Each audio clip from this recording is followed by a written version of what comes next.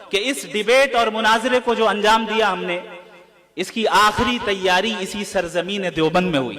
وہ شخص تھے جن کے ساتھ مناظرہ ہوا۔ جب میں نے یہ ارادہ کیا کہ انہیں اس مناظرے کی دعوت دینی چاہیے، تو سب سے پہلے میں نے جنہیں فون کیا وہ مفتی صاحب تھے، اور مفتی یاسر ندیم الواجدی صاحب سے میں نے مشورہ کیا اور ان سے پوچھا کہ حضرت آپ کی کیا رائے ہے، کیا یہ قدم اٹھانا چاہیے یا نہیں؟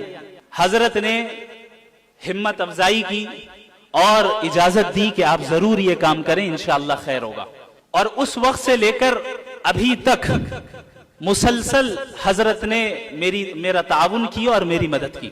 جو فکر میں ندوۃ العلماء سے لے کر آیا تھا کہ مغربی تہذیب کے خلاف کام کرنا ہے، اور حضرت مولانا ابو الحسن علی ندوی رحمہ اللہ کی تحریروں سے جو فکر مجھے حاصل ہوئی، کیونکہ آپ سب کو معلوم ہونا چاہیے کہ حضرت مولانا علی میاں ندوی رحمہ اللہ اکثر مغربی تہذیب کے خلاف لکھتے تھے۔ کچھ دنوں سے میں یہ سوچ رہا تھا کہ آخر کیا وجہ ہے کہ ان صاحب کے ساتھ مناظرہ کرنے کے لیے اللہ نے میرا انتخاب کیا۔ کیا ہی بہتر ہوتا کہ حضرت مفتی یاسر ندیم الواجدی صاحب مناظرہ کر رہے ہوتے۔ تو بڑے غور و فکر کے بعد یہ بات میرے ذہن میں آئی کہ شاید اللہ رب العالمین کو حضرت مفتی یاسر ندیم الواجدی کو ایسے مقام پر فائز کرنا تھا جہاں سے وہ یہ کہہ سکے کہ بھئی تجھ سے تو میرا شاگرد ہی نمٹ لے گا۔ الحمدللہ۔ I love you too. بارک اللہ فیکم۔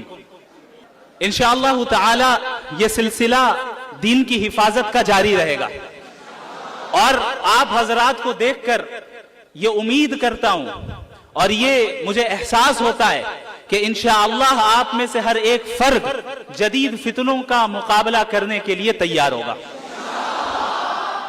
جتنے فتنے سر اٹھائیں گے انشاءاللہ ہر گھر سے شمائل اٹھے گا انشاءاللہ۔ جتنے بھی فتنے اٹھے انشاءاللہ اس دین کی حفاظت کرنے کے لیے ہر صدی میں رجال اللہ کھڑے ہوں گے۔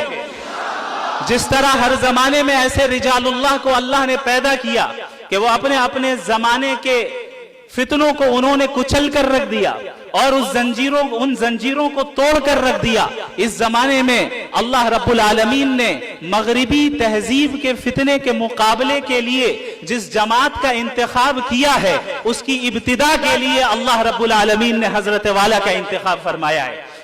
اللہ رب العالمین ہم سب کو توفیق دے، دین پر قائم رہنے کی توفیق دے، علوم شرعیہ کو سمجھنے کی توفیق دے، اس پر عمل کرنے کی توفیق دے۔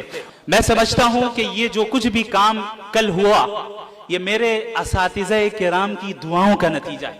میرا اس میں کوئی دخل نہیں، کوئی بھی دخل نہیں۔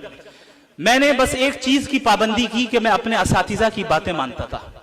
اگر وہ کہتے تھے کہ باہر نہ جاؤ تو میں نہیں جاتا تھا، اگر وہ کہتے تھے کہ اس وقت پڑھو تو میں پڑھتا تھا۔ میں نے اتنا ہی کیا ہے۔